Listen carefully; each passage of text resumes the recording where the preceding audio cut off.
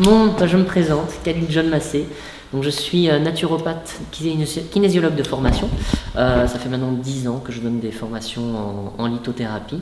Et ça a été une véritable histoire d'amour en fait, qui a commencé à mes 15 ans en fait, avec la rencontre d'une personne qui m'a transmis une pierre, tout simplement, et qui m'a dit voilà, un jour tu sauras à quoi ça sert. Et effectivement, il a fallu attendre quelques années avant que je sache réellement à quoi est-ce que ça allait me servir et m'apercevoir que la jolie pierre qu'elle m'avait offerte était en fait simplement un gros morceau de verre en fait coloré.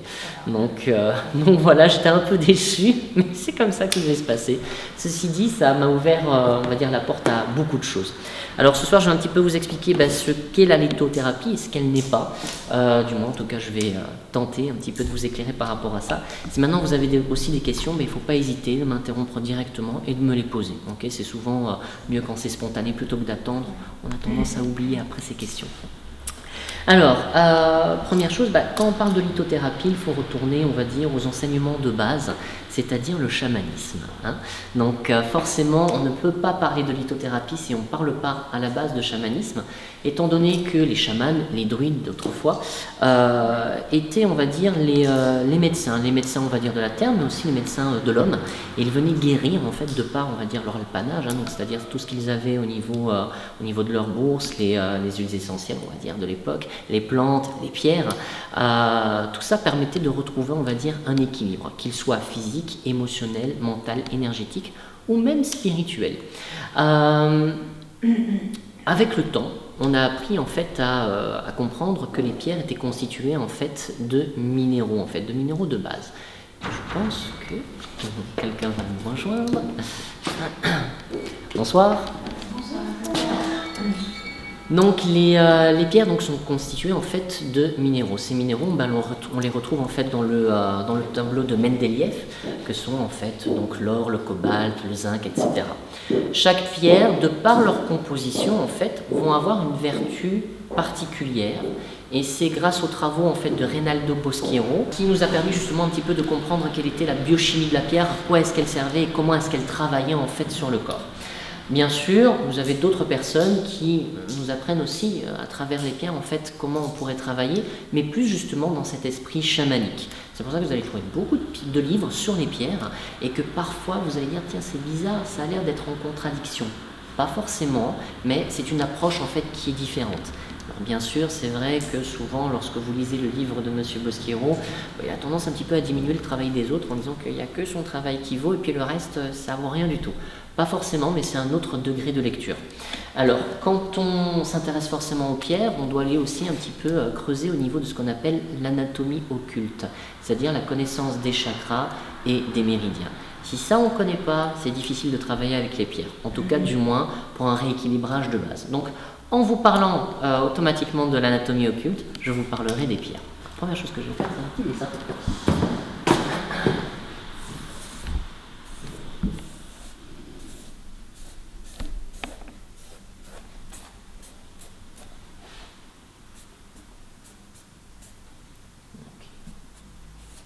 Voilà. Bon, c'est pas terrible, on fera avec. Alors, ça c'est nous, ou plutôt un alien parce que c'est assez allongé ce soir. Vous avez déjà entendu parler des chakras, des méridiens. Oui, ok, tout le monde sait ce que c'est. Alors, donc les chakras, ça nous vient de la connaissance de l'Ayurveda, qui est donc la médecine en fait indienne. Et ils expliquent que nous avons 7 chakras principaux. Vous en avez 14 autres qui sont des dérivés, qui se retrouvent généralement en fait aux différentes jonctions du corps, c'est-à-dire les poignets, les coudes, les genoux, etc. Et puis vous en avez 83 000 autres qui se trouvent en fait sur l'entièreté du corps. Donc on ne va pas travailler avec les 83 000, je ne vais pas les faire, en tout cas pas ce soir, peut-être une autre soirée, on réservera ça. Mais ce soir on va parler du moins des 7 principaux. Vous les connaissez déjà. Vous avez donc le premier chakra de base qui est le chakra rouge et qui se trouve donc entre les parties génitales et l'anus. Donc ça c'est le chakra en fait de l'enracinement. C'est celui en fait qui travaille au niveau de tout ce qui est sécuritaire dans la vie. Donc dès que l'on va avoir un problème de sécurité, c'est souvent ce chakra-là en fait qui est touché. Chaque chakra est aussi relié à des glandes endocrines. Alors souvent le problème c'est que là aussi vous allez retrouver parfois dans les livres des incohérences, parce qu'on pense que le chakra qui est en rapport avec la glande endocrine se trouve forcément en face, et pas forcément. Vous avez ici par exemple donc, le premier chakra, qui est le chakra en fait donc de la sécurité, qui travaille en fait avec les surrénales. Les surrénales en fait ce sont des petits chapeaux qui se trouvent juste au-dessus des reins et qui travaillent justement toutes les réactions de stress au niveau donc des glandes endocrines. Donc vous allez avoir l'aldostérone, l'adrénaline, etc. Donc forcément lorsqu'on est en insécurité, on a deux façons de pouvoir travailler, hein. Soit on fuit, soit on combat. Okay, et ça donc c'est le premier chakra qui va nous l'indiquer. Alors pour ce premier chakra, on va travailler bien sûr avec des pierres de couleur rouge pour la base, mais pas que forcément.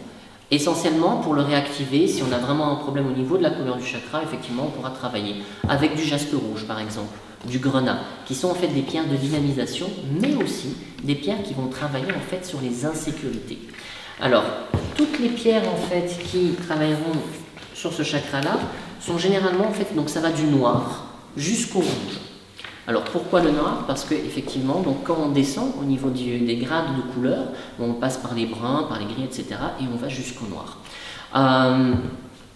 Les pierres donc qui sont les plus foncées, généralement vont travailler sur ce qui est un enracinement de plus en plus profond, mais aussi sur nos peurs les plus inconscientes. Donc des peurs aussi qui peuvent être totalement irrationnelles.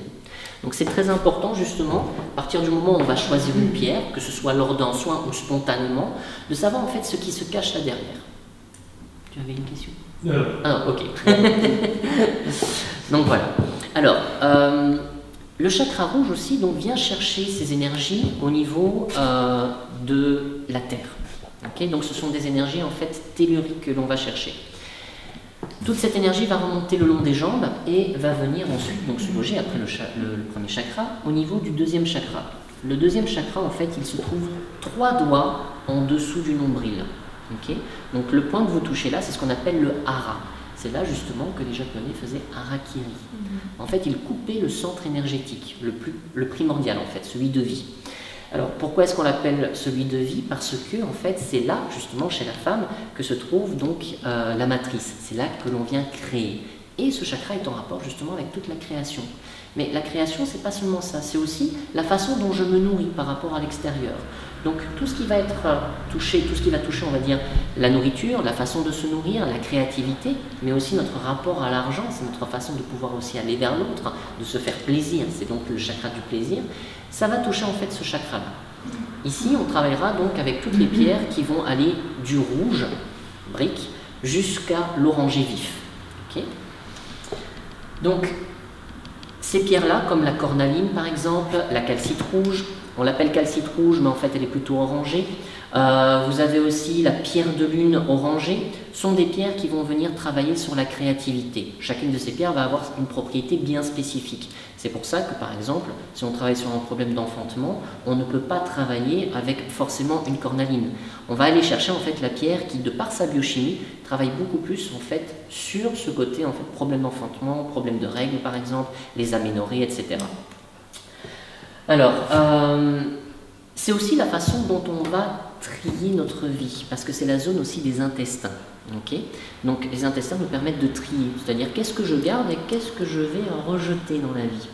Et souvent, on va aussi travailler avec des pierres telles que la cornaline, qui est une pierre de tri en fait, qui est aussi la pierre des passages, c'est-à-dire qu'est-ce que je désire garder de mon ancienne vie et qu'est-ce que je vais laisser derrière moi. Okay, c'était une des pierres d'ailleurs qu'on utilisait en Égypte ancienne et qu'on mettait en fait dans les sarcophages ou les cercueils pour que le mort soit accompagné.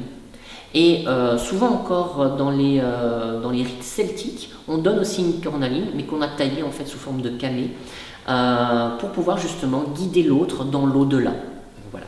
C'est une façon en fait de transmettre à l'autre son énergie. Donc aujourd'hui, souvent, on va utiliser la cornaline, donc qui est une pierre orangée, dans le but justement à ce que l'autre puisse faire son chemin dans l'au-delà. Donc c'est une pierre de deuil aussi.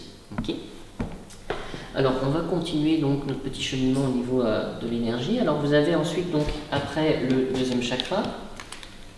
Donc ici, vous allez avoir le troisième chakra qui se trouve en fait juste au niveau de l'estomac. Donc vous rejoignez en fait les côtes, donc ce point que vous avez là, au niveau de l'estomac, là où vous trouvez le diaphragme, c'est le troisième chakra. C'est le chakra de la personnalité, c'est-à-dire comment est-ce que je rayonne vers les autres. Hein, c'est ce qu'on appelle aussi le plexus solaire.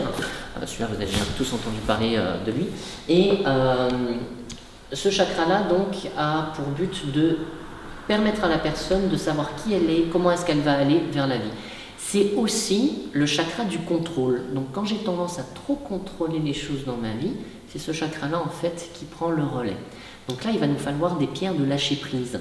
Des pierres de lâcher prise telles que par exemple l'ambre, la calcite jaune, la citrine aussi, qui travaillent aussi sur la confiance en soi. Voilà. Parce que souvent, quand on a tendance à vouloir contrôler les choses, c'est qu'on n'a pas vraiment confiance en fait. On essaie de se donner de la contenance avec justement nos capacités. Voilà. Mais si on enlève toutes ces capacités-là, qui est-ce qu'on est? C'est important de le savoir. Et les pierres, justement, vont pouvoir nous guider à savoir qui on est et quel travail on a besoin d'effectuer ici sur ce plan-là. Donc, le troisième chakra, qui est en rapport avec la glande endocrine en fait, du pancréas, va gérer aussi notre relation au di, donc c'est-à-dire au deux, la digestion, c'est-à-dire ma gestion de l'autre en fait. C'est aussi la zone de l'estomac, et l'estomac, donc en décodage biologique, c'est est-toi ou moi, c'est-à-dire est-ce que c'est de moi dont je parle ou est-ce que c'est de toi dont je parle. C'est là que vont se loger donc, tous les problèmes aussi d'anorexie, des problèmes aussi à la nutrition, et forcément qui va ensuite être qu'est-ce que je trie, qu'est-ce que je garde, qu'est-ce que je ne garde pas. Okay, donc il y a vraiment une logique dans la façon dont travailler avec les chakras, mais aussi avec les pierres. Okay, donc là, comme c'est aussi donc, la zone donc, de tout ce qui est jaune, on a comme pierre l'ambre. L'ambre qui est un fossile en fait, c'est une pierre résineuse, donc ça vient à la base d'un pain qui a été fossilisé, et donc à partir du moment où une résine va se fossiliser, on peut la considérer donc comme de la pierre. Vous avez ça entre autres avec le bois silicium en fait, qui est en fait du bois tout simplement pétrifié, que vous retrouvez entre autres dans certaines zones géographiques comme du côté de Los Angeles où vous avez le parc Yosemite, et là vous avez en fait des arbres totalement pétrifiés qui ont des milliers d'années, et en fait c'est de la pierre tout simplement. Et là ça travaille justement sur les racines, ce qu'on a de plus profond en nous, nos connaissances archétypales aussi, mais aussi nos peurs bien sûr. Alors, comme je disais, avec l'ambre, l'ambre va nous aider à travailler sur tout ce qui est en rapport avec la confiance en soi, mais aussi la question de déprime ou de dépression. Parce que souvent, lorsqu'on a un problème de dépression, c'est en rapport avec ce chakra-là. C'est-à-dire qu'on n'arrive plus du tout à faire la jonction entre nous et les autres, et entre notre passé et notre présent. C'est une forme de nostalgie. On a tendance à regarder vis-à-vis du passé. Et donc, il faut se recentrer sur soi, sur qui on est. Et donc, l'ambre va nous aider justement à calmer tout ça. Il faut savoir que chaque chakra va aussi gérer donc, des organes, mais aussi donc, des parties de corps. Et au niveau donc, du troisième chakra, c'est tout ce qui est en rapport avec le système osseux en fait. Donc quand vous allez travailler par exemple avec l'ambre, on sait que l'ambre, on va le donner par exemple aux bébés pour leurs dents. Et c'est très souvent en fait conseillé par les pharmaciens pendant la période en fait, de la dentition. Voilà. Donc on leur donne ça et ça a tendance à calmer. Okay, donc l'énergie, comme je vous disais, a tendance à monter. Elle monte, elle monte, elle monte. Et puis elle s'arrête ici au niveau du troisième chakra. Après, on a les énergies cosmiques. Alors, les énergies cosmiques, c'est celles qui nous viennent du haut. Alors, premier chakra qui est en haut, c'est le septième chakra. Le chakra, en fait, qui est de couleur mauve, traditionnellement. On peut avoir trois couleurs, c'est le blanc ou le doré. Donc, bien sûr, on va y joindre toutes les pierres qui seront de ces couleurs-là. Donc, du doré, comme par exemple la pyrite, de l'or aussi, bien sûr. Du blanc, donc avec la pierre de lune, le cristal de roche, ou bien encore le violet, le mauve, avec l'améthyste, la lépidolite par exemple, qui vont travailler en fait sur ce chakra-là. Bien sûr, comme ce chakra a trois couleurs, on va dire, donc trois couleurs différentes, en fonction de la pierre que je vais choisir, ça va avoir une action bien spécifique. Toutes les pierres de couleur mauve auront tendance à travailler sur tout ce qui est du domaine intuitif, donc à ouvrir la personne à sa propre intuition. Le blanc permettra en fait de purifier aussi, c'est vraiment l'énergie divine. Et enfin, vous avez le doré qui sont plutôt en fait des énergies de protection. Parce que le doré en fait est directement relié à l'aura. Mais ça, j'en parlerai juste après. Alors, quand vous avez par exemple des pierres comme de l'améthyste, donc qui est de la famille des quartz, donc vous avez aussi plusieurs familles dans les pierres qui sont bien souvent confondues avec le nom de la pierre. Donc par exemple le cristal de roche, beaucoup de personnes l'appellent simplement le quartz. Mais le quartz c'est une famille. Donc il faut vraiment préciser le nom, parce que ça c'est très important, sans quoi vous ne savez pas avec quoi vous travaillez. Donc quand vous avez par exemple l'améthyste est une pierre qui, entre autres de travailler sur le côté intuitionnel, va travailler sur la glande pinéale. Donc la glande pinéale est un tout petit point d'aiguille qui se trouve en fait au centre du cerveau et qui réagit en fait en fonction de la lumière du jour et donc l'obscurité. On sait en fait que c'est ça qui nous permet d'ouvrir en fait notre intuition. Aujourd'hui encore, au niveau de l'anatomie pure, on ne sait pas vraiment à quoi elle sert. On sait simplement qu'elle réagit justement à la lumière du jour, à la lumière de la nuit, et qu'elle a une action en fait sur notre sommeil. Donc l'améthyste aussi aura une action là-dessus. Elle va régulariser en fait tous les problèmes de sommeil, les insomnies, les cauchemars. Alors parfois il va falloir coupler, on va dire, des pierres à d'autres pour qu'elles puissent avoir une action plus forte ou travailler sur un point spécifique. Alors, au niveau de l'améthyste, comme je disais, elle va travailler au niveau du sommeil, mais elle aura aussi tendance à travailler sur le foie. Donc pourquoi est-ce que l'améthyste est une pierre de nettoyage en fait, qui a tendance vraiment à purifier le corps et surtout le foie. C'était aussi une des pierres qu'on donnait contre les dépendances en fait au niveau du vin ou de tout ce qui va être alcool. Alors c'est pas la pierre des dépendances, parce que c'est pas seulement ça, mais donc pour les problèmes d'alcool, effectivement, on peut travailler avec l'améthyste. Ça a tendance à diminuer. Alors ça n'enlèvera pas, mais ça diminuera. Alors parfois il arrive que chez certaines personnes, la pierre ait une action vraiment très puissante, que la personne soit suffisamment réceptive et qu'effectivement le problème soit totalement éradiqué. Mais on ne parle jamais de guérison lorsqu'on travaille avec les pierres en fait. Il faut toujours parler de soins, mais pas de guérison, ça c'est important. Okay, ça peut aider, ça peut soutenir, mais de là à dire que ça guérit, c'est un peu trop fort. Okay, la maladie est toujours multifactorielle, donc il faut toujours savoir qu'il y aura une incidence physique, une incidence psychologique, émotionnelle, énergétique, et peut-être parfois même spirituelle. Donc, et c'est ça qu'on va essayer de rééquilibrer de par en fait donc des outils tels que la lithothérapie. Alors, l'énergie cosmique va continuer à descendre et elle va venir se loger au niveau du troisième œil, donc Ajna, Om. Là aussi c'est un chakra qui est assez connu. Hein. Alors là on va lui administrer toutes les pierres qui sont de couleur bleu foncé, bleu roi. Vous avez aussi, donc bleu marine aussi, donc vous avez la sodalite par exemple comme pierre. Donc la sodalite qui est une pierre, on va dire, blanche et bleue. Donc là aussi, sur certaines pierres, vous allez voir qu'il y a plusieurs couleurs. Peut-être que dans les pierres que vous avez choisies, il se peut qu'il y ait d'autres couleurs dedans, donc qu'elles ne soient pas que vertes ou que mauves. Et ça aussi, ça nous indique en fait comment travailler la pierre. Donc par exemple, ici, si vous avez donc la sodalite qui est bleue et blanche, on sait que de ce fait-là, comme elle contient du blanc, de la calcite blanche, en fait, elle aura aussi tendance à travailler sur le 7e chakra. Ce n'est pas son action principale, mais ça travaille aussi là-dessus. Et puis, vous avez donc la couleur bleue, hein, qui va vraiment venir renourrir le chakra. Et à ce niveau-là, donc au niveau de la sodalite, elle aura pour action de travailler sur le mental, c'est-à-dire la surmentalisation. Toutes les personnes qui ont tendance à analyser l'analyse de l'analyse, et si on pouvait analyser un peu plus, ça serait encore mieux. Donc voilà, donc décortiquer les choses, ça apprend à prendre du recul vis-à-vis des événements. Maintenant, vous avez une autre pierre qui est assez connue aussi, c'est le lapis lazuli. C'est une pierre en fait qui est de couleur bleu roi, en fait, pour une couleur bleue en fait qui est normalement une couleur froide, elle est plutôt chaleureuse en fait comme pierre. C'est vraiment un bleu qui est englobant. Et si vous regardez bien cette pierre, elle a tendance à avoir des petites constellations en fait dorées, c'est de la pyrite, et du blanc aussi, comme la sodalite, c'est de la calcite qu'elle contient. Et donc le lapis lazuli va avoir lui tendance à nous aider à prendre du recul par rapport aux événements en fait, à regarder au-delà des choses et donc à booster notre intuition pour ne pas se faire berner par les illusions de notre vie. Donc là on est vraiment dans un domaine de pierres qui sont plutôt d'ordre spirituel. Ici on est plutôt dans des pierres qui sont plutôt, on va dire, terre à terre, qui travaillent sur les insécurités, sur notre manière de gérer notre vie, notre identité. Alors, ensuite on va continuer à descendre et on tombe sur ce qu'on appelle donc le 5e chakra, qui est le chakra en fait de la communication. Ici seront liées toutes les pierres de couleur bleu ciel. Okay. Alors nous avons donc dans les couleurs bleu ciel, vous avez la calcite bleue, vous avez la calcédoine, vous avez l'aigle marine. Donc toutes ces pierres vont aider à la communication, maintenant d'une façon différente. Vous avez par exemple pour l'aigle marine qui est assez connue généralement en bijoux, hein, on les retrouve très souvent chez les bijoutiers. Donc c'est une pierre qui est vraiment de couleur bleu ciel transparente, elle représente en fait la mer. Et donc tout ce qui est en rapport avec l'élément eau est en rapport avec la communication en fait, les émotions. Comment est-ce que je communique mes émotions par rapport aux autres? Qu'est-ce que j'ai besoin de leur expliquer? Comment je l'explique? Est-ce que je l'explique avec colère? Est-ce que je l'explique avec simplicité ou pas? Et donc l'aigle marine va venir aider à régulariser, on va dire, les émotions qu'il y a dans notre communication. Ne pas agresser l'autre pour exprimer ce que je ressens. C'est-à-dire se positionner, j'entends, je comprends, mais aussi à un certain moment dire à l'autre, par contre, ça ne me convient pas, et quelle solution on va trouver ensemble.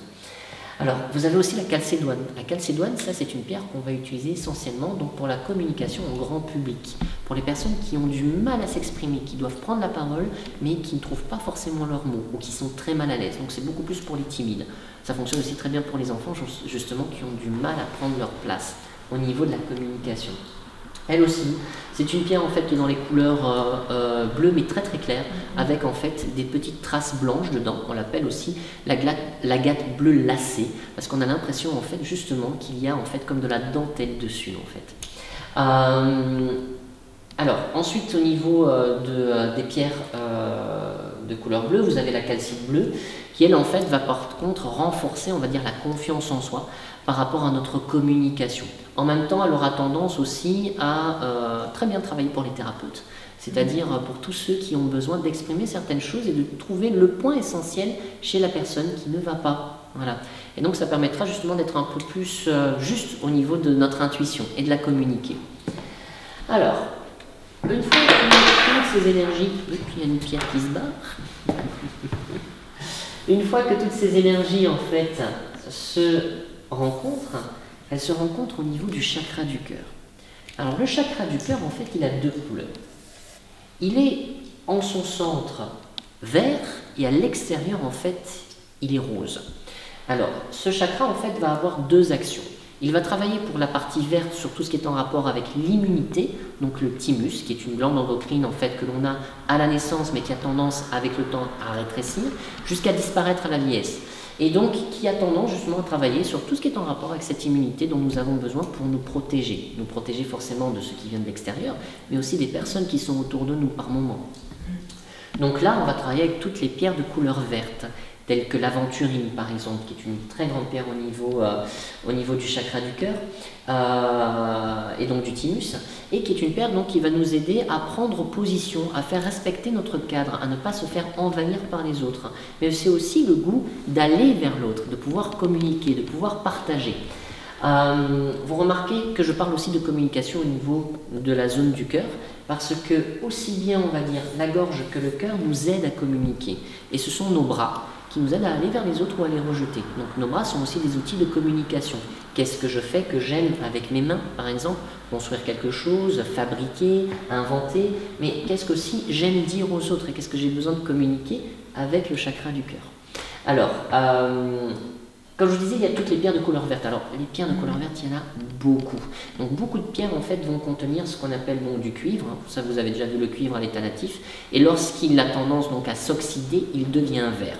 Donc c'est ça en fait qui va donner la couleur à la pierre, donc c'est le cuivre, comme par exemple la malachite, qui est une pierre qui nous vient essentiellement en fait d'Afrique, que vous avez sûrement beaucoup connue ici en Belgique justement pour l'époque coloniale, hein. Et souvent les grands-parents ou les parents ont reçu des vieux cendriers, des petites statuettes en malachite.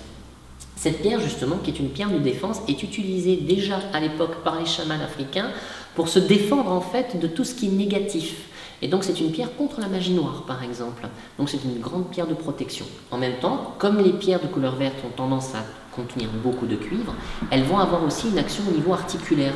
On sait que le cuivre a une action sur tout ce qui va être arthrite, arthrose, rhumatisme, etc. Mais ça on va revenir justement dessus sur tout ce qui est la propriété pure de la pierre. Alors ensuite vous avez la partie rose qui va entourer en fait le chakra.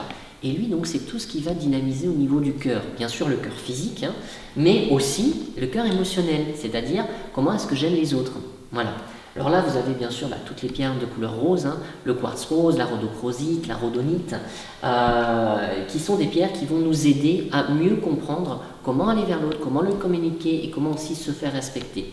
Alors vous avez le quartz rose, c'est une pierre assez connue hein, généralement, qui elle travaille au niveau de tout ce qui est en rapport avec la relation de base, donc c'est-à-dire ma relation au père, ma relation à la mère, mais aussi moi en tant que parent avec mes enfants. Et bien sûr le conjoint, c'est aussi la pierre dite des amoureux en chamanisme, c'est comme ça en fait qu'on l'appelle, et c'est une pierre qui va justement avoir tendance à apaiser en fait les relations, surtout celles qui sont conflictuelles. Alors, au niveau du cœur aussi, il peut y avoir donc, tout ce qui est en rapport avec les traumas, tout ce que j'ai pris, toutes les pics énergétiques qui me sont restées là et dont je n'ai pas pu me défaire. Donc vous avez deux pierres que sont la rhodonite et la rhodochrosite. Alors, vous avez une particularité, vous avez la rhodochrosite en fait qui est plutôt en fait rose et blanche, et vous avez la rhodonite en fait qui est rose et noire. Et chacune des pierres va venir puiser son énergie dans une partie différente. Donc vous avez la rhodochrosite qui travaille en fait avec les énergies cosmiques, et la rhodonite avec les énergies telluriques. Donc comme je vous le disais, il y a des pierres qui ont plusieurs couleurs. Quand on prend la rhodonite, qui est rose et noire, donc elle va venir chercher ses racines dans la terre pour remonter jusqu'au chakra du cœur. Après, elle ne travaille pas sur ce qui est au-dessus. Okay.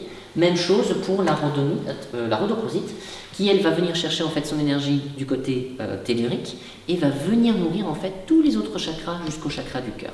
Et là, ces deux énergies peuvent se rencontrer. Donc, quand on travaille avec des énergies rose et noire, on sait que le noir c'est pour les insécurités, le rose en rapport avec le cœur. Donc, quelles sont mes insécurités au niveau amoureux, au niveau relationnel?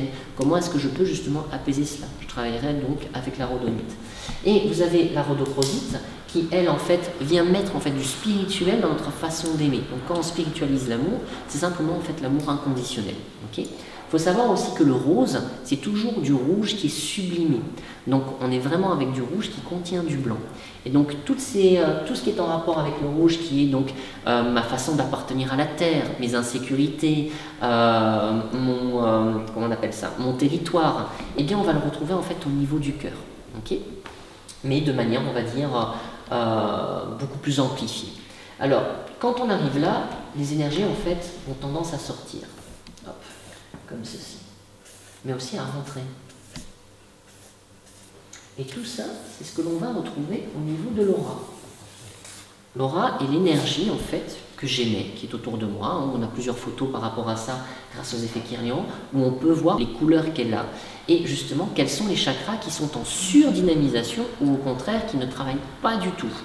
Et donc, avec les pierres, on peut rééquilibrer ça. Donc, aussi bien en travaillant sur chacun des chakras, mais en travaillant en fait sur les différentes couches énergétiques qu'il peut y avoir autour de nous, en les augmentant, en les diminuant, en les recentrant, en les décalant parfois. L'aura en fait va avoir tendance donc à émettre une énergie autour de nous, et c'est ça qui va faire que souvent vous allez dire telle personne je la sens pas. En fait c'est directement son énergie que vous sentez pas. Même chose, vous pouvez vous sentir attiré par quelqu'un sans raison, sans comprendre. Mais c'est quelque part, on va dire, votre carte d'identité énergétique. Voilà. Donc quand vous voyez quelqu'un, ou quand vous êtes dans un lieu, ici, toutes nos auras ont tendance à se mélanger, à se toucher, à se côtoyer. Il y a des choses qui vont être, on va dire, attirantes, d'autres qui vont être répulsives. Et donc, c'est une raison propre, en fait, de nous expliquer comment est-ce qu'on marche vers les autres, comment est-ce qu'on a tendance à s'exprimer vers eux. Alors, en même temps, c'est tout ce que je vais capter aussi, c'est-à-dire tout ce qui va me déranger, tout ce que je vais aimer, tout ce que je ne vais pas aimer, et tout ce que je vais absorber qui va avoir tendance à diminuer toute ma couche énergétique. C'est pour ça que vous avez des personnes, pour ceux en tout cas qui savent percevoir en tout cas les zones énergétiques et l'aura, vont pouvoir dire tiens, c'est bizarre, ton aura a diminué, ou au contraire a été augmentée par quelque chose. C'est souvent en rapport justement avec toutes les émotions qui viennent se loger ici. Comment est-ce que je vais lorsque je suis en dépression? Mon aura n'est pas en expansion, elle a plutôt tendance à se rétrécir et se ternir. Pourquoi? Parce qu'on va aller chercher les énergies vers le bas. Okay. Et donc là, souvent, il vaut mieux pas travailler justement avec des pierres qui vont avoir tendance à nous plomber, comme de la tourmaline, comme par exemple du jaspe rouge, ou encore même de la cornaline ou autre, mais plutôt des pierres qui sont plus spirituelles, qui vont venir d'abord travailler et nettoyer notre cœur, comme la rhodonite, comme la rhodochrosite, comme le quartz rose ou la tourmaline de Londo, par exemple, qui sont des pierres aussi qui ont tendance justement à permettre à l'aura de reprendre sa place. Okay. Alors, chaque chakra va émettre des énergies sur le corps.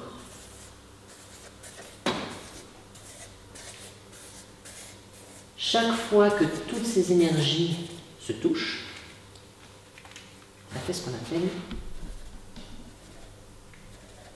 un vortex. Quand on relie ces différents vortex ensemble, nous avons les méridiens. Et là, nous avons donc la jonction entre l'Ayurveda et la médecine tibétaine chinoise. Okay. Bien souvent, ce sont deux médecines qu'on oppose, or qu'elles sont totalement complémentaires. Et ici, vous avez ce qu'on appelle le tracé d'un méridien. Le méridien, en fait, vient nourrir l'organe. Donc, vous avez d'abord le chakra qui va nourrir le méridien, et le méridien qui va venir nourrir l'organe.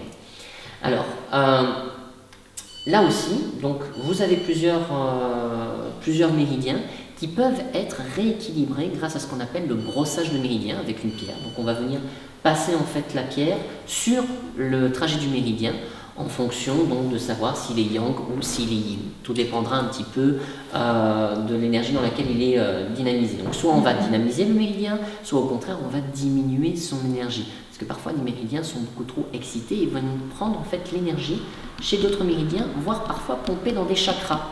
Toujours en fonction, on va dire, de nos déséquilibres physiques, émotionnels, psychologiques, etc. Alors, chaque pierre, comme je vous disais, a une identité propre. Et la première identité à regarder par rapport à la pierre, c'est de savoir si elle est transparente ou si elle est opaque. Donc dans les pierres que vous avez, normalement, il se peut que vous ayez soit des pierres totalement transparentes, ou semi-transparentes, ou bien totalement opaques. Alors une pierre opaque, c'est une pierre dont la lumière ne peut pas traverser. Okay. Les transparentes ou semi-transparentes, quand vous les mettez à la lumière, vous voyez que la lumière peut traverser. L'énergie est totalement différente. Quand on travaille avec le cristal de roche, donc le cristal de roche c'est cette pierre donc, de la famille des quartz qui est totalement transparente, c'est la seule pierre qui est dite programmable, c'est-à-dire que l'on peut y mettre un programme par intention. Donc si on veut par exemple travailler sur un problème d'ordre physique, tiens voilà, j'ai un problème, je perds mes cheveux par exemple, on peut y mettre ce programme dans la pierre.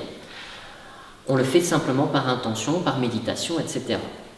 Et ça fonctionne très très bien. Le cristal de roche a tendance à amplifier, dynamiser. Vous retrouvez le cristal de roche, par exemple, dans tout ce qui est en rapport avec excusez-moi, je trouve plus mes mots. Les ordinateurs. Voilà.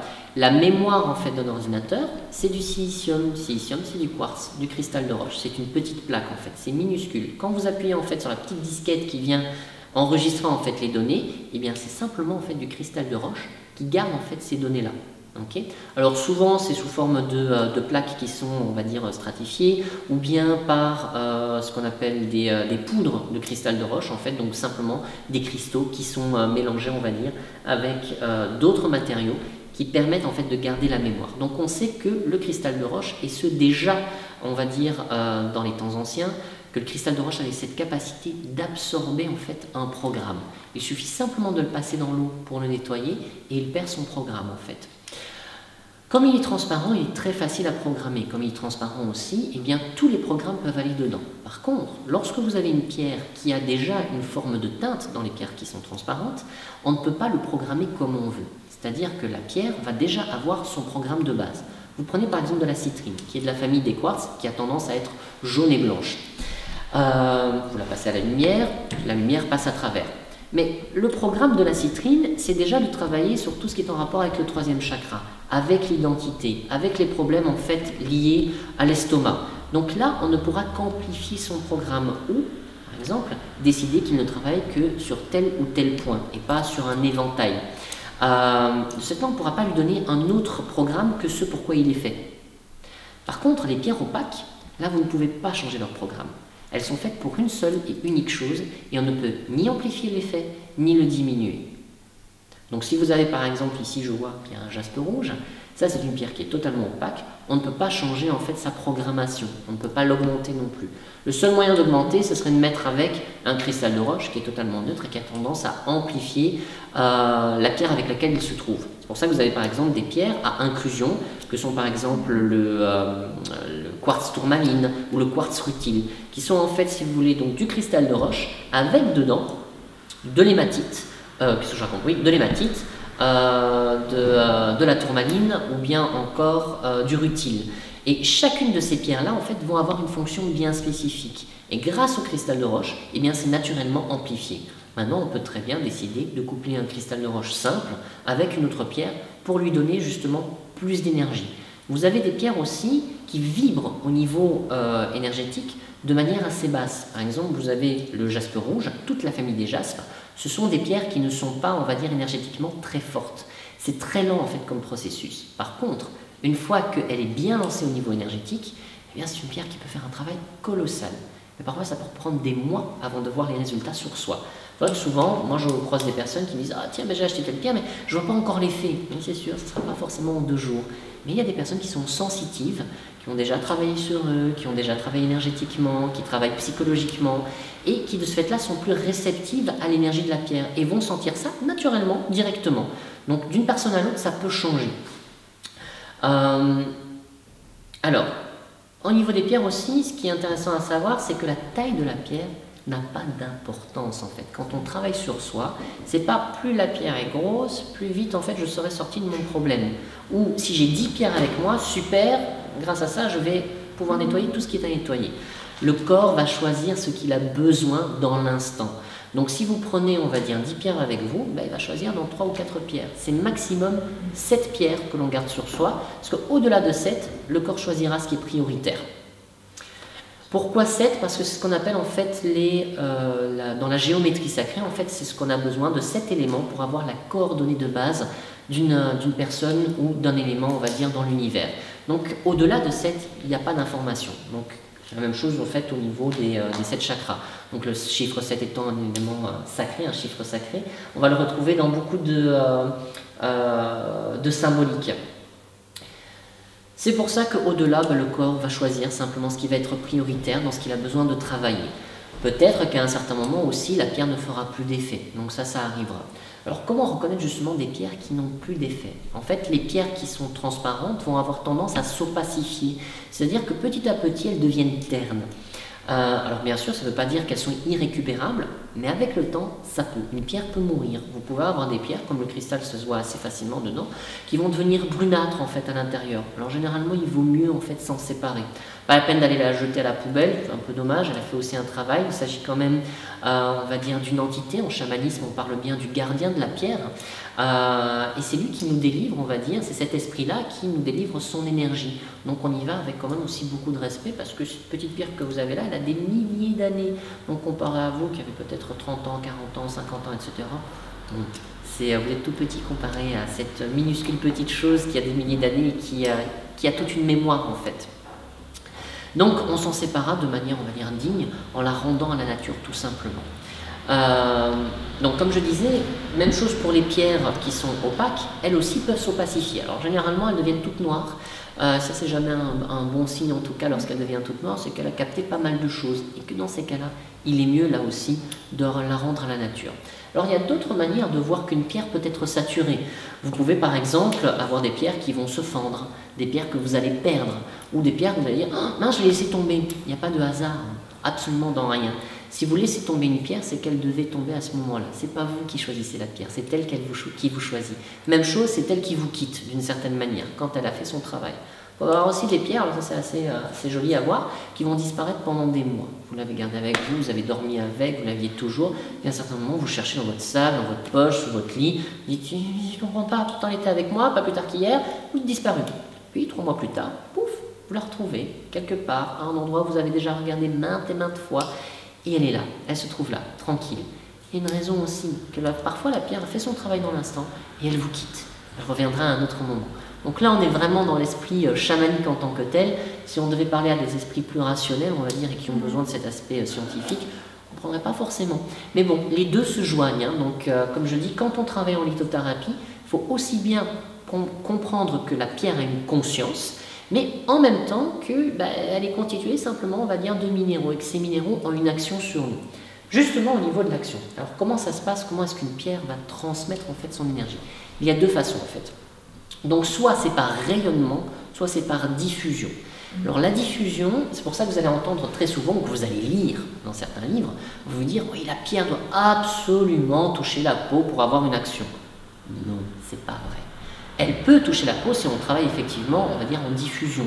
C'est-à-dire que la pierre, à force de toucher la peau, va petit à petit en fait se dissoudre dans la peau, et ensuite ces morceaux en fait de micro-éléments en fait vont venir rejoindre la lymphe par diffusion, comme pour le cuivre, comme pour l'or, comme pour l'argent, que vous allez avoir en fait ces minéraux qui vont rentrer en fait petit à petit dans le corps. On le voit bien avec le cuivre, quand vous avez par exemple des bagues aussi en argent, à un certain moment vous allez voir qu'elle fait une trace.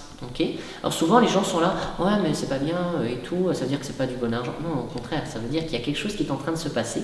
L'acidité de la peau attaque la pierre ou attaque le métal, et donc ce métal est en train de pénétrer dans le corps. Voilà, c'est comme ça entre autres que l'on voit justement lorsque vous avez, nos grands-parents portaient beaucoup plus ça, aujourd'hui on le porte beaucoup moins, ça revient un peu, mais les bracelets en cuivre, vous avez ça, donc les bracelets en cuivre vont toujours laisser une trace, ok, et ils travaillent justement sur tout ce qui est en rapport avec l'arthrite, l'arthrose, et on voit qu'il y a un effet, donc on sait le quantifier, on sait le mesurer, que le cuivre a une action sur nous. D'ailleurs, lorsqu'on va prendre des médicaments donc anti-rhumatismaux ou qui vont travailler sur l'arthrite, etc., ça contient quoi? Du cuivre dedans, tout simplement. Donc on va simplement travailler avec la trace minérale, mais d'une manière différente. Voilà, tout simplement. Donc là, c'est ce qu'on appelle l'oligothérapie. Alors, la deuxième diffusion, en fait, donc c'est par son énergie, par son rayonnement. Donc là, on va regarder tout simplement la pierre. Donc, quelle est en fait la longueur d'onde sur laquelle elle travaille? C'est-à-dire que de par sa couleur, vous savez sur quelle longueur d'onde elle travaille. C'est-à-dire que la lumière va avoir différentes longueurs d'onde, courtes ou longues. Ça, vous le savez déjà au niveau des chakras. Et c'est la même chose en fait au niveau des pierres. Donc il faut savoir que la couleur que vous voyez, c'est la seule qui ne se trouve pas en fait dans la pierre au moment où vous le voyez. Ce sont en fait les différentes justement composantes qui vont restituer la couleur en tant que telle. Et c'est ça en fait qui va venir nous aider à travailler par rayonnement. Donc là, pas besoin de la poser sur la peau. On peut simplement l'avoir dans ma poche, avec nous, en collier, en pendentif, en boucle d'oreille. La pierre va travailler énergétiquement sur le corps et l'énergie va aller là où elle doit aller. N'oubliez pas, on a une aura. Et donc cette aura va venir aussi capter cette énergie et la faire rentrer là où on doit.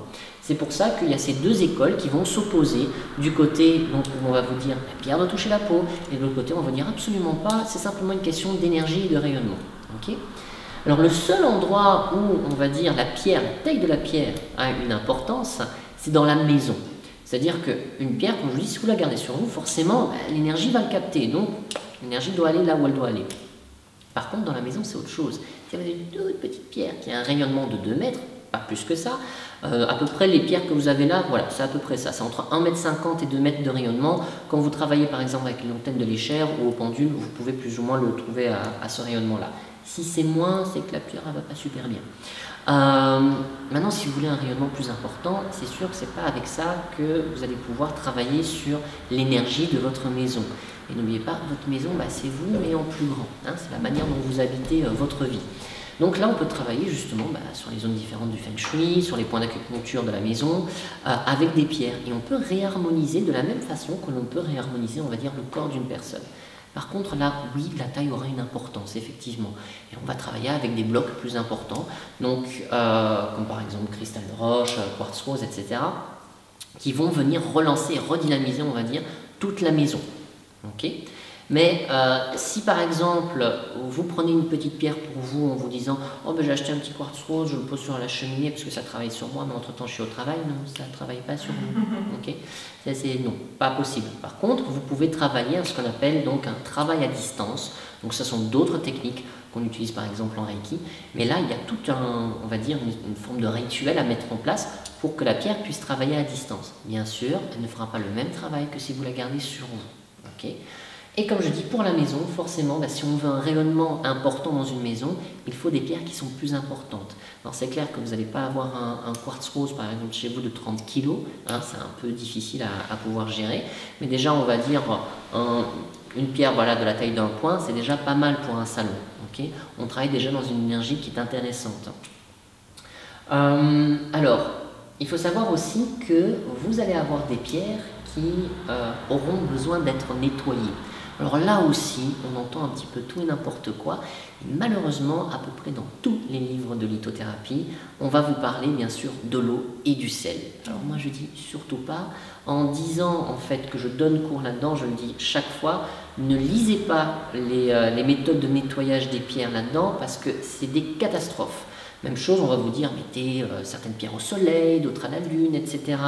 Alors oui, effectivement, il y en a qui peuvent se gorger de soleil, il y en a d'autres qui peuvent se gorger de l'énergie lunaire, mais il y en a que vous pouvez aussi tuer avec les UV. Donc s'il faut commencer à retenir les 300 qui vont au soleil et les 406 qui vont à la lune, vous n'allez plus vous y retrouver, et à un certain moment, vous allez vous y perdre. Donc ce qui est important, en fait, c'est toujours aller à la base, ça c'est le mieux, à l'origine, d'où vient la pierre, elle vient de la terre, donc vous la remettez en terre. On travaille par enfouissement. Donc là, on ne s'inquiète pas, pour toutes les pierres ça convient. Okay. Par contre, on va vous dire aussi qu'on peut travailler par enfouissement avec le sel. Non, encore une fois, pourquoi? Parce que le sel c'est corrosif et ça va avoir tendance à un certain moment à attaquer la pierre. Pas directement, mais avec le temps vous allez le voir. Surtout pour des pierres poreuses, comme par exemple la turquoise, la malachite quand elle est sous sa forme brute, ou bien encore, qu'est-ce que vous avez comme autre forme? La chrysoprase. Okay. Donc de préférence, on travaille pour nettoyer les pierres 24 heures dans de l'eau de source. Alors de préférence eau filtrée ou eau de bouteille, si vous avez une source naturelle c'est encore mieux. Mais par contre pas l'eau du robinet, sauf si vous la filtrez. Pourquoi? Parce que vous allez avoir à un certain moment un dépôt calcaire sur la pierre et ça vous ne pourrez pas le récupérer. Et la pierre va totalement s'asphyxier, s'étouffer et finir par mourir. De plus, le calcaire à un certain moment ça attaque la pierre. Alors bien sûr, vous avez quelques pierres, comme je disais pour les pierres poreuses, qui ne peuvent pas aller à l'eau, qui ne supportent pas l'eau, comme par exemple la turquoise ou la malachite, et qui peuvent même devenir toxiques. Vous prenez par exemple de la malachite, vous la mettez dans l'eau, ça devient de la poudre en fait, et là il y a une concentration trop importante de cuivre, donc vous ne pouvez pas être en contact avec ça. D'autant plus, il y en a qui parfois font chauffer, on va dire, leur eau pour que la pierre soit dynamisée. Alors là, c'est carrément mortel, vu que vous pouvez avoir carrément des vapeurs, on va dire, de cuivre, et vous pouvez en mourir. On le sait pour ceux qui extraient, en fait, la malachite il y a quelques années. Maintenant, on ne travaille plus comme ça, mais avant, c'était comme ça. Ils descendaient, en fait, dans les mines, et malheureusement, comme ils travaillaient, en fait, pour extraire, en tout cas, la malachite avec des pressions à chaud, souvent il y avait toutes ces vapeurs en fait de malachite et ils finissaient par mourir en fait intoxiqués par le cuivre. Voilà. Donc là aussi on fera très très attention de la manière dont on travaille avec ces pierres au niveau en tout cas de l'eau. Donc là par contre il n'y a pas beaucoup de pierres qui sont poreuses, mais pour les peu que l'on connaît en tout cas il faudra faire attention. Par contre l'enfouissement c'est ok pour n'importe quelle pierre. D'accord ? Alors, bien sûr, forcément, quand on parle de nettoyage, on va parler aussi des élixirs, c'est-à-dire comment est-ce qu'on va constituer un élixir. Alors là aussi, il y a des pierres qu'on ne peut pas travailler en élixir, parce que malheureusement, quand on les trempe dans l'eau, comme je disais, elles deviennent toxiques, et forcément, si vous ne pouvez pas vous retrouver à l'hôpital, il vaut mieux pas. Ceci dit, il y a beaucoup de pierres aussi qui ne le sont pas et avec lesquelles on peut super bien travailler. Alors un élixir, ça sert à quoi? Ça sert que quand on ne travaille pas forcément avec la pierre, on n'a pas toujours envie d'avoir une pierre avec soi. Et on peut le combiner justement avec ce qu'on appelle les élixirs floraux, les élixirs de Bach par exemple, ou Pelandra, entre autres, ou australiens, qui vont venir réharmoniser en tout cas la personne. Donc là on travaille vraiment sur, on va dire, quelque chose de très sensitif quand on travaille avec un élixir. Nous sommes constitués à 70% d'eau, donc l'eau étant le vecteur de l'information dans le corps, c'est grâce justement aux élixirs qu'on va pouvoir rééquilibrer une information corporelle, psychocorporelle. C'est la même chose en fait que pour les fleurs de Bach. Donc quand on travaille avec les fleurs de Bach, donc ça va venir travailler au niveau des différentes couches émotionnelles et petit à petit nous ouvrir au changement. C'est la même chose en fait au niveau des élixirs. Mais les élixirs minéraux ont tendance à travailler sur ce qu'on appelle en fait les mémoires, c'est-à-dire tout ce qu'on a capté de par notre généalogie, mais aussi de par les vies antérieures. Alors la généalogie c'est notre histoire, bien sûr, donc c'est comme ceci, et nos vies antérieures c'est comme ça. Et donc nous allons nous retrouver ici avec une multitude de mémoires qui sont constituées en fait de ces informations en fait psychogénéalogiques, mais aussi donc de vie antérieure. Et donc l'élixir minéral va avoir tendance à venir nettoyer les mémoires qui vont aussi à un certain moment se greffer sur le corps. C'est pour ça que parfois vous avez tendance à aller travailler quelque chose chez le thérapeute, chez l'énergéticien, etc. Puis ça revient tout le temps. Et vous avez beau faire n'importe quelle forme de travail, vous tournez en rond. Vous comprenez le travail, vous savez ce que c'est, vous savez l'analyser, vous savez l'expliquer, mais il n'y a pas de changement. Pourquoi? Parce qu'on parle de mémoire. Et l'élixir minéral va venir travailler sur cette mémoire-là. Alors bien sûr, ça peut être vachement déstabilisant, parce que c'est comme lorsqu'on nettoie une maison ou un vieux grenier, il va y avoir de la poussière partout. On ne sait pas par quoi commencer, même si on a compris en fait le schéma, le travail.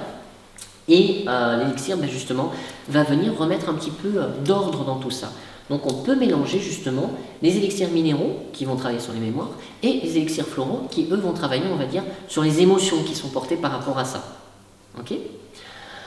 Alors pour faire des élixirs, en fait c'est très simple, c'est 24 heures dans l'eau, donc toujours un cycle nocturne et diurne. On laisse reposer bien la pierre et puis après tout simplement on va pouvoir en faire un élixir avec bien sûr un principe en fait de appelle ça, excusez-moi, la journée a été longue, donc un principe conservateur, donc du cognac de base, donc on en met un petit peu, hein, le but c'est pas d'être pété, donc ceci dit j'en connais qui ont fait parfois des élixirs et qui sont allés avec la dose assez fort et qui prenaient carrément la bouteille par jour. Donc à mon avis il va y avoir d'autres problèmes. Mais ça m'est déjà arrivé de voir ça. Donc voilà, donc c'est vrai que comment dire, avec les élixirs, donc c'est très simple à constituer. Pour la conservation aussi, très simple, dans le frigo. Et là, ça peut être entre 6 mois et 1 an en fonction, on va dire, de la conservation donc de base, c'est-à-dire du cognac. Donc, voilà. Et normalement, si effectivement vous le mettez au frigo, il n'y a pas de problème, ça peut aller jusqu'à 1 an. C'est comme les fleurs de bac en fait. Hein. Donc voilà. Alors, encore une fois aussi, donc je reviens un petit peu en arrière par rapport à ce que je disais donc au niveau de la diffusion et donc de la diffusion. Et ça y est, je perds mes mots.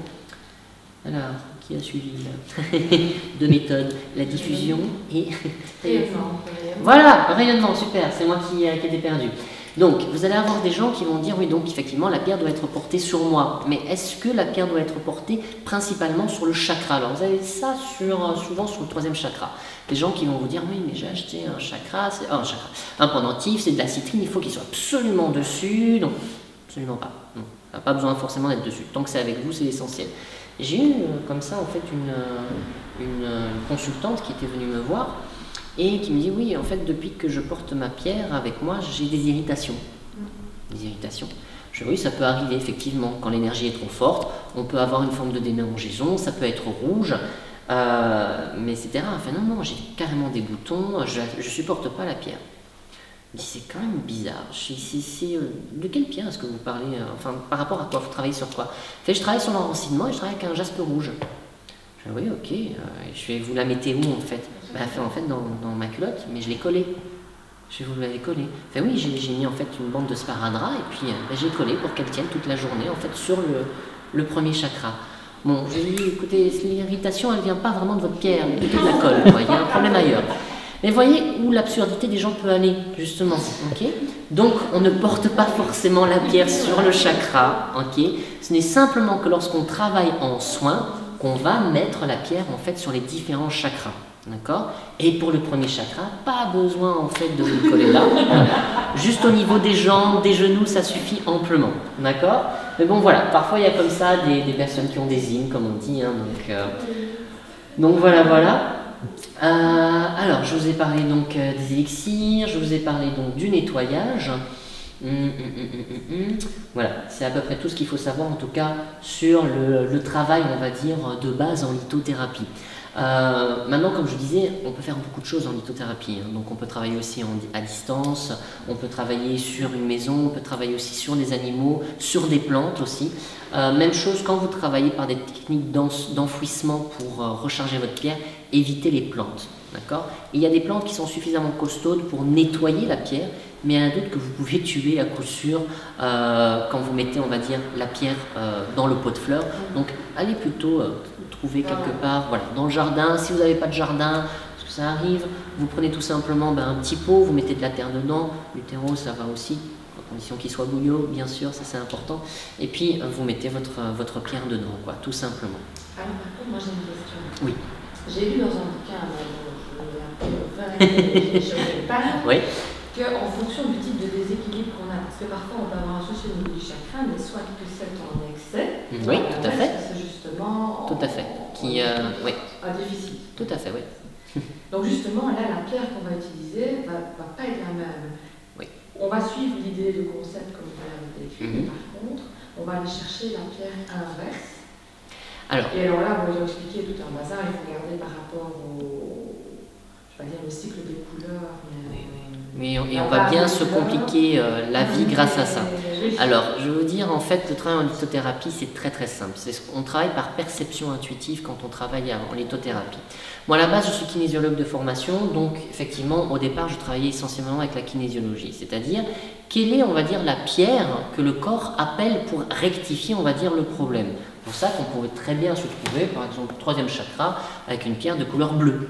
Ok, alors ça n'a rien à voir avec le 14e chakra, mais le chakra, pour nourrir sa couleur, comme je vous ai dit, la couleur que vous avez là est la seule couleur qu'il n'y a pas dans le chakra, vu qu'elle est constituée des autres. Okay, donc on aura peut-être besoin encore d'un peu de bleu, d'une pointe de bleu, pour venir rééquilibrer ce chakra-là. Il vient peut-être chercher son énergie ailleurs, là où par exemple, justement, il y en a trop. Par exemple, trop d'intuition, au point de complètement se couper de qui on est, c'est-à-dire coller au plafond. En fait, vous voyez. Donc, hop, on va venir remettre l'énergie là. Si on commence à se dire, bon, alors, la couleur inverse à celle-là, c'est ça, mais selon apparemment la pleine lune, je ne peux pas utiliser cette pierre à tel moment. Waouh, ça devient trop complexe. Et c'est pas forcément toujours juste. Alors, c'est vrai qu'en chromothérapie, lorsqu'on travaille avec les couleurs, on peut travailler effectivement avec les inversions de couleurs, etc. J'ai été formé par Dominique Bourdin au niveau de la chromothérapie, qui est vraiment un des pontes de la chromo, on va dire. Et lui-même le dit, il n'y a pas besoin de commencer à travailler avec les couleurs inverses, etc. Il faut vraiment travailler avec ce que le corps demande dans l'instant. Donc, effectivement, si on va faire un réalignement général, on va travailler avec chaque pierre, donc vraiment le truc basique, donc le rouge sur le rouge, l'orange sur l'orange, etc. Mais il se peut que ce ne soit pas forcément ce dont on a besoin. Et donc, moi souvent, quand vous venez en stage, ce qui se passe, c'est que je vais vous apprendre justement la perception intuitive, donc comment rayonne une pierre et à quel niveau est-ce qu'elle demande une correction. Voilà. Qu'est-ce que je vais devoir passer et à quel niveau? D'accord? Après, ça nous permet de faire un décodage. Si je sais justement, ce chakra, c'est le chakra de l'identité, qu'est-ce que je suis allé chercher là? Et pourquoi? Okay. Donc, ce genre de techniques, je ne dis pas qu'elles sont fausses, mais elles me semblent très complexes et pas forcément abordables. La litho, c'est simple. Comme je vous dis, on part en fait sur les connaissances ancestrales. Les chamans, vous n'allez pas commencer à se casser la tête, c'est quelque chose qui vient de là, hein, le chamanisme. Enfin, tu me confirmeras. Et pour la partie intuition, vous utilisez quelque chose? Pardon? Pour la partie intuition. Alors, il y a plusieurs techniques. Vous avez le pendule, vous avez la kinésio, hein, par exemple, donc le test musculaire, et puis vous avez tout simplement en fait vos mains. Et ça, c'est encore mieux. Alors moi, avant, j'étais très mental. J'avais besoin le concret, le toucher, et tout ça. Le pendule, comme j'influençais beaucoup trop le pendule, j'arrivais pas à me mettre en position neutre. Donc mon pendule, je dis dis-moi oui, il me dit oui. Dis-moi que c'est la bonne pierre, ben, il me dira que c'est la bonne pierre. Dis-moi que c'est une belle pierre, c'est pas la bonne. Eh ben, il me disait ce que je veux. Voilà. Tout simplement. Donc forcément, à un certain moment, on se dit bon, le pendule, il y a des personnes qui savent très bien penduler. Mais souvent, au niveau, physiologique, vous allez le voir. Les vrais penduleurs, en fait, sont plutôt une masse physique. Pourquoi est-ce qu'ils sont reliés à la Terre, c'est-à-dire l'énergie tellurique? Le pendule ne fait qu'amplifier, on va dire, nos micro-oscillations qu'il y a au niveau du bras, donc au niveau de notre système intuitif. Donc, c'est-à-dire que ça vient simplement traduire. Ce n'est pas le pendule qui a une énergie tout seul. Voilà. Bien sûr, il émet un rayonnement. Mais les micro-oscillations du bras vont venir amplifier cela. Donc ça peut être une méthode que l'on peut utiliser. Pour moi, c'est ok. Il y a des personnes des fois qui viennent avec leur pendule, etc. et qui ont de très bons résultats. D'autres à qui j'apprends effectivement le test musculaire, pour ceux qui sont un petit peu plus, on va dire, mental, qui ont besoin de plus de concret, qui ont un esprit un peu plus scientifique. Mais j'apprends aussi ce qu'on appelle la perception intuitive, qui permet en fait tout simplement, de par les mains, de ressentir l'énergie en fait. Nous avons tous des couches énergétiques et c'est très simple à les sentir.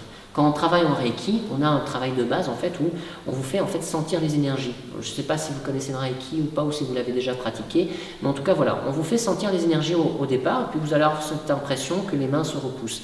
Après c'est la même chose. Vous pouvez en fait sentir le rayonnement d'un objet, d'un lieu, d'une personne, d'une plante, de savoir si quelque chose se trouve à un bon endroit ou pas par rapport à vous, etc. Et c'est beaucoup plus précis. En tout cas, moi, depuis que je travaille avec ces méthodes-là, je vois qu'on va vraiment au cœur du problème plutôt que de travailler avec le côté plus rationnel, même la kinésio. Parfois, ça m'arrive encore d'utiliser, on va dire, le testing musculaire pour avoir une réponse où tout d'un coup, tiens, il y a une information que j'ai pas, que je n'arrive pas à sentir. Donc peut-être que la personne aussi se bloque, il y a parfois des peurs, ou que cette personne est aussi très résistante, et on doit passer par quelque chose où on est plus dans la matière. Voilà, parfois le corps demande ça aussi, quoi. Donc ça, c'est une autre méthode que l'on peut utiliser. Mais toutes les méthodes sont bonnes à condition qu'on sache bien les utiliser. Voilà. Parce qu'il y a des personnes qui sont un peu approximatives aussi. Ok ? Donc voilà. Et comme je dis, il faut toujours retourner à ce que l'on ressent. Parce que si on n'est pas centré là, ça va pas. Il y en a qui vont dire « Oh mais moi j'ai visualisé tel truc. » Ok, possible. Mais qu'est-ce qui se passe? Qu'est-ce que tu ressens là et qu'est-ce que tu testes? Voilà, ça c'est le plus important. Quand là on voit quelque chose, une réactivité, ok, on sait que peut-être ce qu'on a vu est juste. Et parfois, effectivement, intuitivement, voilà.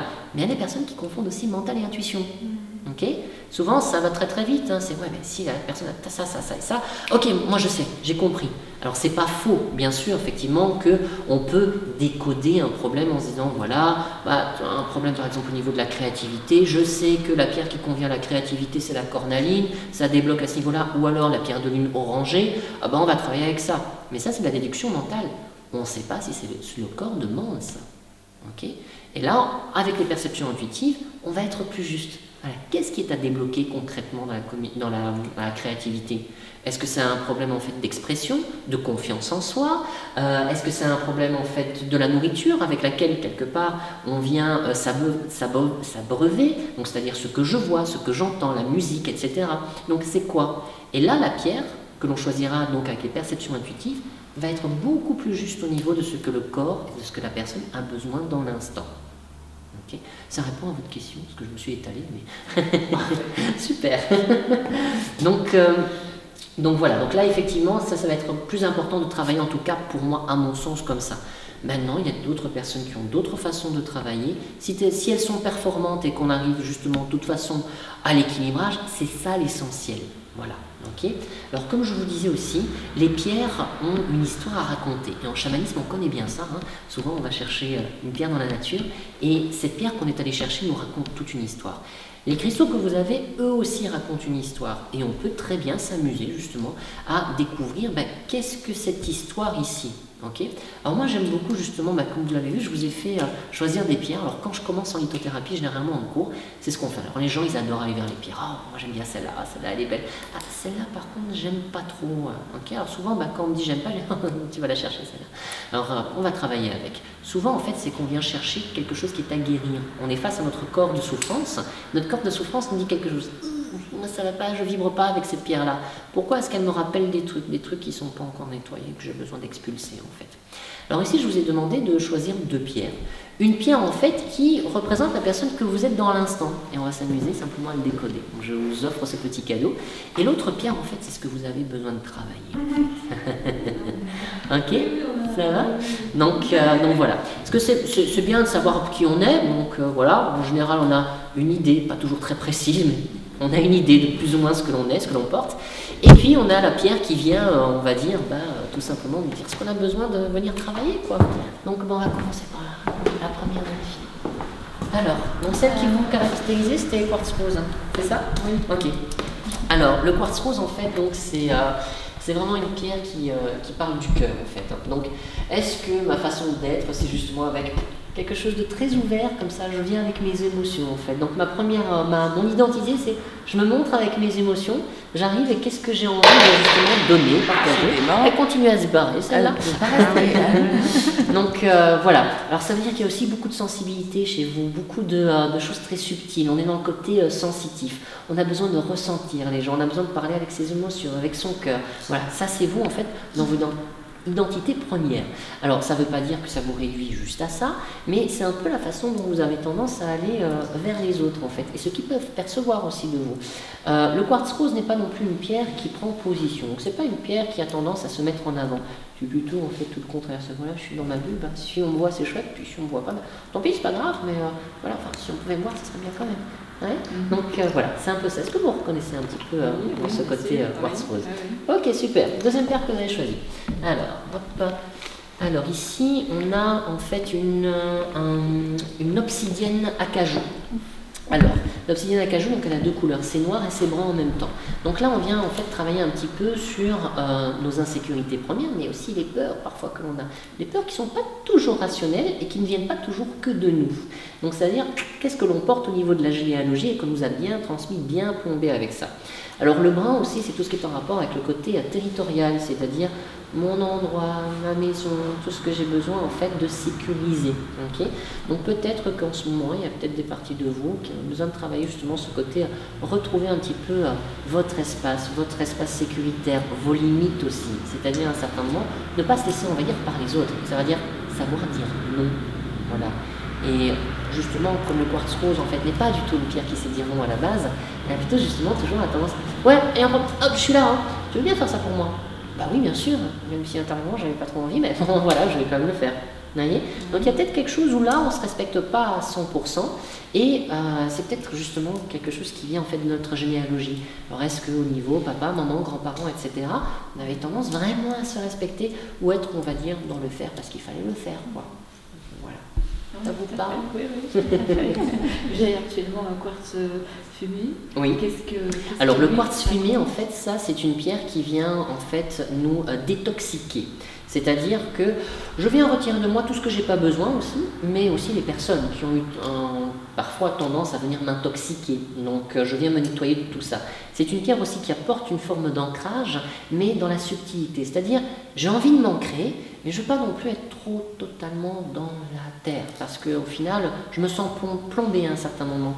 Et comme vous avez sorti le quartz rose, c'est-à-dire que vous avez du mal peut-être avec justement les énergies, on va dire, qui sont plus telluriques, on va dire. Hein. Donc peut-être mal aussi difficulté à s'ancrer. Donc ça vient porter en fait la spiritualité sur terre, okay, mais aussi on va dire la structure dans la spiritualité. Donc voilà. Donc c'est vraiment une colonne de lumière, mais tout en douceur, en restant ancré. C'est-à-dire, je n'ai pas envie de rester collé au plafond, mais je n'ai pas non plus envie d'être plombé. Je vais essayer de trouver, on va dire, une harmonie en tout, quoi. Ça va? Et donc, comme je disais, pierre de tout ce qui va être les dépendances aussi, pour comment s'appelle le quartz fumé. C'est toutes les dépendances que l'on peut avoir. Dépendance affective, dépendance aussi à des produits médicamenteux, etc. quoi. Donc voilà, pour nettoyer les intoxications. D'accord, merci. Ça va? Avec plaisir.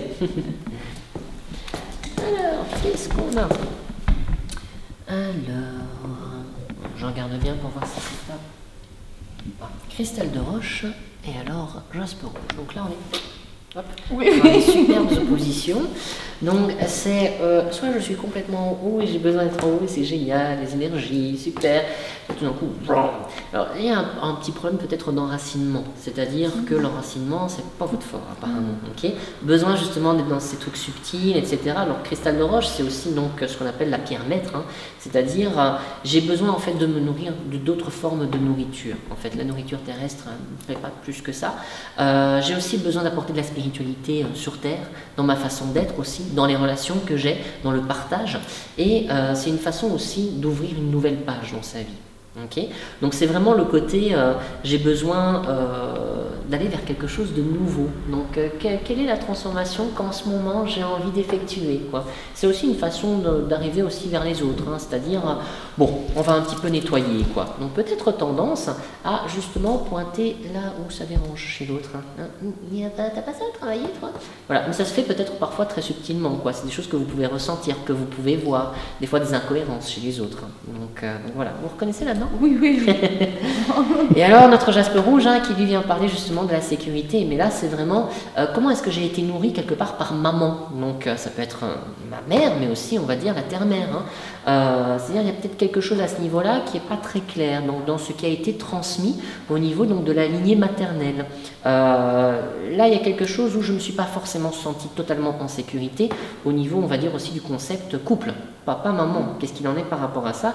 Et ensuite, ben, comment est-ce que moi je vais vivre mon couple dans la vie, vu que le jaspe rouge, c'est aussi justement ben, cette notion du couple. On n'est pas dans le rose sublimé du quartz rose où on est dans les relations, hein, mais on est plutôt dans le côté, bon alors ben, comment on communique? Qu'est-ce que c'est concrètement? Qu'est-ce qu'on vit ensemble? C'est quoi notre cadre de vie ensemble? Donc il peut y avoir effectivement beaucoup d'insécurité dans le domaine affectif, dans le domaine financier, dans le domaine de la santé, et on peut justement avoir cette surmentalisation, parce que quand on est en insécurité, on pense, voilà, et on a besoin du cristal de roche pour venir un petit peu nettoyer tout ça et dire oh, calme-toi, t'es guidé, tu sais que tout est juste. Voilà. Oui, tout à fait. Vous reconnaissez là-dedans? Oui, oui, ok, super, avec plaisir. Montrez-moi. Je vais regarder celle-là, moi. Alors, on a une très jolie aventurine et alors une améthyste. Alors, bah, l'aventurine, hein, donc, on va commencer par l'améthyste. C'est laquelle que vous aviez, donc, ça c'est vous. Ok, très bien. Alors, donc là, c'est justement, donc, ma façon d'aller vers les autres, c'est un peu, je m'ouvre, mais quand même. On va garder chacun nos distances, hein, donc on va mettre comme notre petit périmètre de sécurité. On n'est pas potes, hein, mais ça ne me gêne pas d'aller vers les autres, mais voilà, j'ai besoin d'avoir quand même quelque part mon sas de sécurité avant d'accepter que n'importe qui commence à rentrer dans ce sas et vienne foutre un petit peu la pagaille, quoi, comme on dit. Donc c'est vrai qu'il y a un petit côté en fait chez vous où on se protège. Faut faire juste attention de ne pas se surprotéger non plus et de devenir inaccessible par moment, parce que l'aventurine, elle peut aussi nous renvoyer à ça, à un côté d'inaccessibilité. En même temps, l'aventurine, c'est j'ai envie de découvrir d'autres choses, le voyage. Parce que l'aventurine, ça le dit bien, c'est la petite aventure en fait, ok? L'aventure de soi, notre propre vie, et savoir en fait qui on est. Ah ben j'adore décoder, savoir qui je suis, comment, tati tata. Donc c'est vraiment, on vient chipoter dans tout ça, quoi. Donc c'est une très très jolie pierre à ce niveau-là, mais c'est aussi apprendre à pas toujours être justement dans les excès et tata tata. Donc c'est vraiment par moment se dire ok, je m'ouvre, mais calme, la vie c'est beau, c'est aussi un joli chemin, on peut se laisser guider, quoi, ok? Pas toujours besoin d'être sur le cheval de bataille et avec le tank, ça sert à rien. Et l'améthyste, en fait, justement, elle vient un petit peu calmer tout ça, c'est-à-dire que ce que vous avez besoin, c'est justement de déstresser, en fait, de zen, tranquille, pas la peine de se suractiver au niveau du cerveau, savoir aussi que vous êtes guidé, parce qu'il peut y avoir un petit problème de foi, en fait. Okay. Le foie physique, mais aussi la foi. Voilà. Donc c'est, est-ce que par moment, tout d'un coup, je me sens pas un peu seule et coupée? Qu'est-ce qu'il y a? Et pour moi? Pour les autres, oui, je suis certaine, mais pour moi dans l'histoire. Okay. Donc ça, c'est important justement de travailler sur ce côté justement, j'y crois, parce que pour moi aussi, j'ai droit. Ok. Voilà. Vous vous retrouvez là-dedans? Rien à dire. Merci bien, avec plaisir. Alors, montre-moi tes pierres. Qu'est-ce que tu as choisi? Celle-là, pour moi. Ça, c'est toi. Oui. Et ici, tu nous as choisi une très jolie aiguë marine. Ah, attends, je suis pas sûre, parce qu'avec la lumière, je vois pas très bien. Je vais vite me déplacer jusqu'à...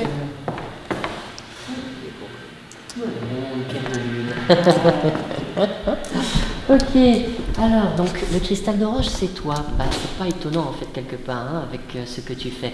Donc ton identité première c'est d'apporter justement la lumière sur terre en fait, tu vois, de venir vraiment faire un travail de guérison, parce que le cristal de roche aussi c'est vraiment la pierre de la guérison, c'est celle qui peut tout, c'est-à-dire que tu peux avoir aussi ce côté un petit peu caméléon, c'est moi je m'adapte à la situation, quelque part tout va bien, tout est parfait, hein.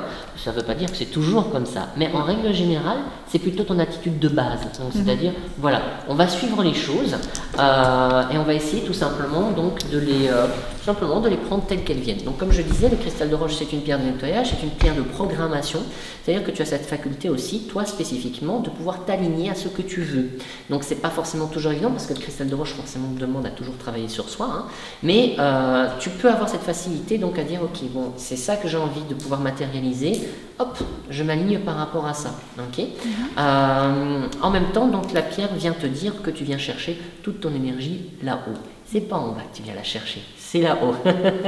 Donc de temps en temps, il peut y avoir parfois, on va dire, une déconnexion, on va dire, du sol. Hein, et c'est peut-être pour ça que tu es allé chercher une pierre de lune, parce que tu as besoin d'un ancrage, parce que la pierre de lune, en fait, elle a une spécificité. C'est-à-dire que c'est une des pierres qui travaille aussi bien, on va dire, sur le 7e que sur le 2e, en fait. Ok. Alors, la pierre de lune, donc, va venir nous dire, j'ai envie de m'ancrer, mais avec une subtilité, c'est quelque chose quelque part de très féerique. Okay, on est presque dans une énergie très éthérée. C'est la pierre la plus féminine que l'on peut trouver. Okay, la pierre de lune, la lune, hein, on va dire dans le symbolisme, c'est vraiment la femme en tant que telle. Donc elle vient aussi gérer tous les problèmes que l'on peut avoir au niveau des désordres féminins. Okay, mais c'est aussi donc une pierre de créativité, mais dans la subtilité. C'est-à-dire que tu viens te nourrir, mais vraiment comme si tes racines étaient des ramifications en fait lumineuses, où on vient se nourrir subtilement de ce qu'il y a dans la terre, et tu fais un tri. Un truc, bon, je sais pas, j'ai pas envie. Ça non plus, j'ai pas envie. Ok. Maintenant aussi, en même temps, elle te renvoie à tes propres énergies d'ordre féminine. C'est-à-dire, voilà, toi en tant que femme, qui es-tu? Elle vient de dire, il y a peut-être ici un travail que tu as besoin de faire au niveau de la lignée généalogique aussi, parce que la pierre de lune vient vraiment nous parler aussi de notre lignée généalogique, c'est qu'est-ce que je viens de nettoyer au niveau de la lignée des femmes. Okay, parce qu'il y a peut-être un problème à ce niveau-là. Et donc tu le fais en fait par un travail, on va dire, donc chamanique, lumineux, ton cristal de roche qui vient ici apporter la lumière sur les zones d'ombre. au niveau de la femme. Okay, il y a eu sûrement beaucoup de femmes brimées et il doit y avoir dans ta lignée généalogique par rapport aux pierres que tu as choisies quelque chose aussi peut-être lié à l'enfermement ou aussi lié au côté religieux. Il peut y avoir quelque chose comme ça, tu vois. Parce que tu viens aussi transmettre le chamanisme qui sont les connaissances religieuses anciennes. Donc il doit y avoir quelque chose là-dedans à nettoyer. Donc la femme n'a pas eu sa place comme elle devait avoir. Donc voilà. Tu te reconnais là-dedans? Ok, super. Dis-moi. Alors, ça c'est celle qui te caractérise? Ok, attends, je vais juste bien regarder. Alors, on est avec une cornaline très foncée. Et ça c'est ce que tu dois venir travailler. Un quartz rose. Ok. Cornaline alors. Toi, en fait, ça vient d'ici, ton énergie. C'est-à-dire que c'est vraiment, tout vient de ton centre créatif. C'est comme si tu portais en fait la vie avec toi. C'est-à-dire que tu as besoin de sentir les choses. Ça doit vibrer. Si ça vibre pas, voilà, quoi. C'est pas que ça t'intéresse pas, mais tu le ressens pas, quoi, tu vois. Alors, ça veut dire aussi que chez toi, il y a quelque chose de très instinctif. Tu aimes ou t'aimes pas. Et ça peut être parfois un petit peu peut-être tranché dans certaines choses. Tendance aussi à beaucoup analyser, parce qu'en fait, le deuxième chakra aussi vient nous travailler aussi au niveau du sixième, au niveau du tout le système intuitif. Et donc, c'est l'analyse, et qu'est-ce que j'ai besoin de comprendre là-dedans, tu vois. Donc, il y a un côté aussi très filtre entre toi et le reste du monde, on va dire.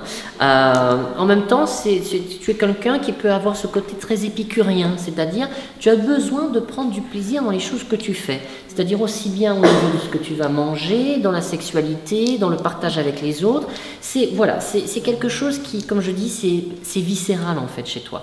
Et s'il n'y a pas ça, il n'y a pas de vie en fait. Et quelque part, tu vas vite classer ça.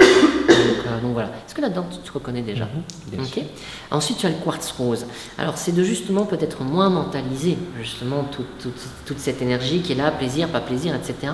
Et plus te recentrer sur ton cœur, c'est-à-dire, ok, qu'est-ce que je ressens là? Il peut y avoir quelque chose où des fois tu as peut-être tendance à te fermer au niveau de ton cœur et justement à travailler plus avec ton énergie, on va dire, de base, de survie, quelque part, de dire, ok, moi je suis un tank, c'est bon, je suis prêt, quoi. Je suis prêt, s'il y a quelque chose, je suis prêt. Mais on ne te parle pas de ça ici. On est en train de te dire, ok, c'est ici que tu dois ouvrir, te dire, c'est bon, je ne vais pas forcément me faire dévorer en fait par les autres et je ne suis pas en état de guerre. Okay. Parce que le deuxième chakra, c'est aussi un peu ça, quoi. Comme c'est ma façon en fait de me nourrir à l'extérieur du monde et qu'est-ce que je trie, et qu'est-ce que je garde, qu'est-ce que je ne garde pas, il y a un côté, en fait, ce côté un peu tank, c'est-à-dire, s'il faut faire la guerre, on va la faire, quoi, tu vois. Mais le chakra du cœur, lui, vient nous dire, et qu'est-ce qu'il y a à aimer dans chaque chose qui sont peut-être négatives? Quel est le cadeau derrière qu'il peut y avoir, tu vois? Donc vraiment, on te demande lâcher prise, mais à travers ton cœur, et tu dois faire plus monter ton énergie là. Qu'est-ce que tu ressens? Mais quand on travaille avec l'énergie de la, basique du deuxième chakra, et donc surtout avec la cornaline, qui nous dit en même temps, moi, faut que ça vole, quoi, quelque part. Donc, tu n'as pas le temps de t'ancrer dans quelque chose. Donc, fais attention à ce niveau-là, quoi. En même temps, c'est une très très belle pierre de dynamisation. Mais on vient te demander de travailler d'abord avec ton cœur. Tu te reconnais là-dedans? Bien sûr. Voilà. Voilà, donc j'espère que j'aurais pu un petit peu vous expliquer un peu mieux ce qu'est la lithothérapie, ce qu'elle n'est pas, que votre petit décodage, c'est un petit peu ce qu'on fait aussi au niveau des pierres, donc ça c'est justement pour vous donner un avant-goût. Donc moi je commence toujours une journée comme ça, c'est-à-dire qu'est-ce que la pierre a à me dire sur moi dans la journée, qu'est-ce que je suis dans l'instant, qu'est-ce que je suis venu chercher et vers quoi je vais en fait. Tous les jours vous pêchez une pierre? Bien sûr, exactement. Alors on peut le faire pour soi, donc il y a des personnes qui achètent des petites pierres, qui mettent ça dans un truc et hop, voilà. C'est comme si vous tiriez un oracle au final, parce qu'effectivement, donc en principe chamanique, la pierre va venir nous expliquer des trucs. On peut faire des lectures de pierre. Alors ça c'est je fais un week-end, un atelier en fait sur les lectures de pierre, donc mais qu'avec des cristaux comme ça. Donc on vient en fait chercher et interpréter en fait. Voilà, tout simplement. Mais ça c'est vraiment tout à fait à part. Il faut d'abord comprendre ces pierres, savoir à quoi elles servent, comment est-ce qu'on les utilise et savoir les reconnaître aussi. Parce que si vous ne savez pas différencier, je veux dire, une pierre d'une autre, ça ne va pas vous servir à grand chose. Okay, même chose aussi, dernier petit point quand même important. Pas la peine d'aller vous payer une pierre à 400 €, qui est super rare, que vous allez utiliser une fois sur deux, or que vous pouvez trouver une autre pierre qui fait pratiquement le même travail et qui est tout aussi bien, et qui va peut-être vous coûter 6 €. Okay, donc pas besoin d'aller dans la rareté pour avoir une qualité de travail. Il y en a beaucoup qui vont vous dire, oui, ça c'est de l'émeraude, donc le travail. Oui, puis il y a des émeraudes en fait. Voilà. Et bien vous avez des diamants ou alors des émeraudes qui vibrent autant, on veut dire, qu'un plat de nouilles, quoi. Donc c'est oui, ça vibre pas beaucoup, ça vient un plat de nouilles. Donc voilà, mais c'est exactement la même chose, ok. Même chose aussi, dernier point, quand vous recevez des pierres de d'autres personnes, bijoux, sur la brocante, vous dites, ah tiens, un lot de pierres, tout ça. Nettoyez-les, ne les mettez pas directement comme ça. Même quand ce sont des bijoux que vous achetez neufs quelque part, vous nettoyez vos pierres. Pourquoi? Parce que la pierre capte, et vous ne savez pas ce qu'elle capte. Okay, on le connaît bien ça au niveau de certains bijoux qui ont été transmis des fois de génération en génération. Quand on dit ça c'est bizarre, mais je la poisse. Où on sait que, ah tiens, la bague d'une telle, il ne faut pas la porter parce que, ou avant tel ou tel truc, c'est une mémoire qu'on met dedans. Okay, les pierres sont très sensibles aux mémoires. C'est pour ça qu'elles travaillent sur les mémoires psychocorporelles. Okay, donc voilà. Donc oui. Et si on peut les enterrer toutes en même temps? Oui, bien sûr. Non. Pendant 24 heures. Pendant 24 heures, voilà, toujours un cycle nocturne et diurne. Maintenant, si vous n'avez vraiment pas le temps, hein, vous êtes dans l'urgence aussi ou ça, vous pouvez le faire 1 heure, mais ça ne sera pas un travail complet. Okay, maintenant, il arrive parfois que des pierres soient tellement chargées qu'il faut bien plus de 24 heures. Hein. Parfois, ça peut être des mois. Et à quelle fréquence est-ce qu'on va nettoyer? Alors, quand vous découvrez, on va dire, ce côté justement, les perceptions intuitives, vous allez savoir quand votre pierre ne travaille plus bien, okay, quand son rayonnement a tendance à diminuer. Maintenant, on va dire, il y a des personnes qui n'arrivent pas encore à décoder ça. Alors, ça ne veut pas dire qu'elles ne le sentent pas, c'est simplement que le cerveau ne le décode pas encore, n'est pas encore habitué à ressentir ça au niveau du corps. Mais ça viendra. Alors, quand on n'a pas ça, on va y aller mentalement. Hein. C'est pour ça que ça fait le mental. Simplement se dire, on le fait 1 fois par mois. Voilà, tout simplement. On peut le faire 1 fois tous les 3 mois. Hein. Je préfère le faire 1 fois par mois, c'est pas mal, c'est un cycle lunaire, donc c'est très bien comme ça, quoi. Donc voilà. Maintenant, après, ça c'est à vous de voir. Mais c'est vrai que moi j'aime bien que la personne puisse à un certain moment vraiment se recentrer sur son ressenti, parce que c'est vraiment son pouvoir personnel, et aussi de déconnecter le mental. Le mental c'est super, on en a besoin pour faire notre comptabilité, pour savoir ce qu'on va aller acheter au marché. C'est sûr que si vous faites votre comptabilité à l'intuition, votre comptable il va être content. Ça, on vous rajoute un 0, un petit truc, voilà. C'est très sympa, mais bon, voilà, c'est pas très concret, quoi. Par contre, c'est la même chose quand on travaille justement dans les énergies subtiles, qu'on travaille avec la lithothérapie. Le mental, c'est bien, ça peut nous aider à certaines choses, mais il faut aussi parfois travailler avec le côté intuitif, qui est beaucoup plus, on va dire, subtil et puissant à ce niveau-là, quoi. Donc le but, c'est de recadrer à ce niveau-là. Et quand on fait les récits, oui. Vous disiez qu'il fallait mettre la pierre dans le lot, mais vous savez quand même qu'il n'était pas forcément bon de mettre la pierre dans l'eau. Alors, il y a des pierres effectivement qui sont poreuses et qui ne peuvent pas y aller, et donc effectivement avec celle-là, on ne pourra pas travailler, on va dire, directement en élixir pur. Okay, donc là, on va travailler à ce qu'on appelle donc par diffusion, c'est-à-dire qu'on va prendre un cristal de roche, on va le coupler en fait avec la pierre, qu'on va laisser en fait pendant 24 heures. Il va prendre les propriétés en fait de la pierre en question, et là, avec ce cristal de roche en fait, vous allez travailler dans un élixir. N'oubliez pas, quand vous nettoyez la pierre, elle se décharge en fait de son énergie, donc elle va mettre l'énergie dans l'eau. Donc même chose, le cristal de roche aura capté ce qu'il a besoin de capter, et dans l'eau il va le diffuser, tout simplement. Donc si on travaille avec une turquoise, c'est ce qu'on fera, par exemple. Ok ? Voilà. Est-ce que vous avez d'autres questions? Non. Ok. Bien voilà, j'espère que ça aurait été clair pour vous, que j'aurais pu un petit peu éclaircir tout ça, que vous aurez passé aussi une jolie soirée, en tout cas. Et donc voilà, donc si vous avez des questions, vous n'hésitez pas donc, à contacter via Anne-Marie. Si vous voulez qu'on organise un atelier, vous savez que là, il y a les prochaines dates. Donc voilà. Et c'est toute la journée, parce que c'est 3 jours? C'est 3 jours, c'est toute la journée, oui, effectivement. Tout à fait, exactement. Alors avant, je le faisais sur 2 jours, mais on avait tendance à galoper au bout de 2 jours. Pourquoi? Parce que ce qui est pour moi important, c'est déjà, premier jour, on va regarder un petit peu les pierres, savoir donc ce qu'elles sont, comment les reconnaître, aller un petit peu plus profondément au niveau de l'anatomie occulte, un peu mieux comprendre comment fonctionne le chakra, qu'est-ce qu'il est lorsqu'il est en harmonie, en disharmonie, etc. Je donne aussi tous les parallèles avec les fleurs de bac, les huiles essentielles, donc qui vibrent au même niveau que la pierre et qu'au chakra. Donc après, vous pouvez vous amuser avec ça. Bon, juste pour les huiles essentielles, quand même, ayez une vraie base là-dessus, ou un bon livre que je renseigne, mais ne faites pas n'importe quoi. Vous pouvez envoyer des gens à l'hôpital avec des huiles essentielles, donc on ne fait pas de bêtises avec ça. Mais effectivement, à partir du moment où vous savez les utiliser, il n'y a pas de problème. On peut très bien combiner plusieurs choses. Comme je disais, une maladie ou un problème est toujours multifactoriel, donc on peut travailler à plusieurs niveaux. Okay, donc le premier jour, on va faire ça. On va surtout regarder ça. On essaye d'aller jusqu'au, enfin, de voir tous les chakras. Si on n'a pas le temps, on termine un petit peu sur la deuxième journée. Hein, et puis là, ben, on va commencer un petit peu le travail. C'est-à-dire, on va commencer à faire les soins sur soi, sur les autres. Et la dernière journée est surtout consacré à ça, aux échanges, aux diverses méthodes et bien sûr à toutes les questions que l'on pourrait avoir, parce que vous pouvez venir avec toutes les pierres que vous avez et puis bah, on va commencer un petit peu à décoder vos pierres, voir ce que c'est, est-ce que peut-être que ce sont des pierres qu'on ne verra pas, hein. Bon, il y a quand même pas mal de pierres que l'on voit, généralement je veux dire par chakra c'est à peu près 5 ou 6 pierres, donc, mais c'est largement suffisant au départ, croyez-moi, c'est-à-dire ressortir avec un chou-fleur comme ça, tellement il y a d'informations, parce que je regarde les pierres sur chacun des plans, physique, mental, émotionnel, spirituel, énergétique. Okay, donc imaginez donc 6 pierres x 5 et vous avez ça par chakra, donc ça commence à faire beaucoup d'informations. On voit aussi toutes les formes de cristal de roche qui existent.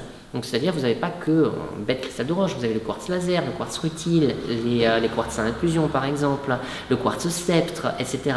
Donc il y a plusieurs formes de quartz. Comment on travaille avec le cristal de roche? Vous avez aussi les ondes de forme, c'est-à-dire donc comment une pierre va être taillée, si elle est brute, si elle est polie, si elle est en forme de sphère, si elle est en forme de solide de Platon par exemple, comment ça va travailler sur le corps, etc.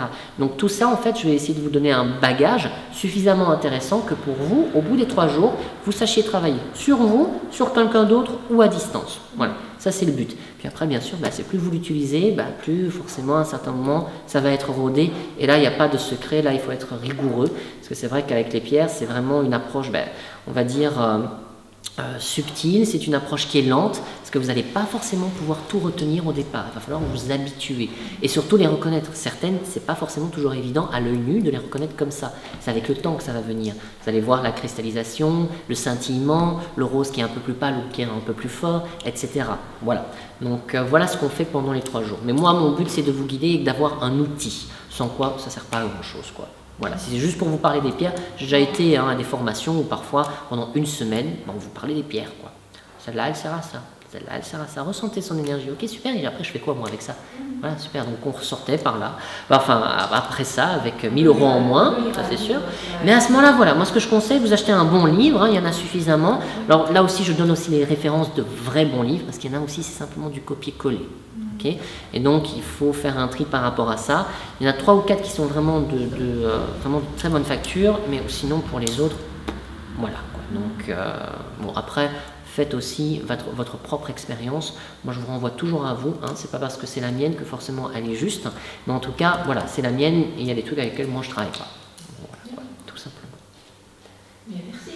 Eh bien avec plaisir. Merci beaucoup en tout cas d'être venu et je vous souhaite une merveilleuse fin de soirée quoi. Merci beaucoup.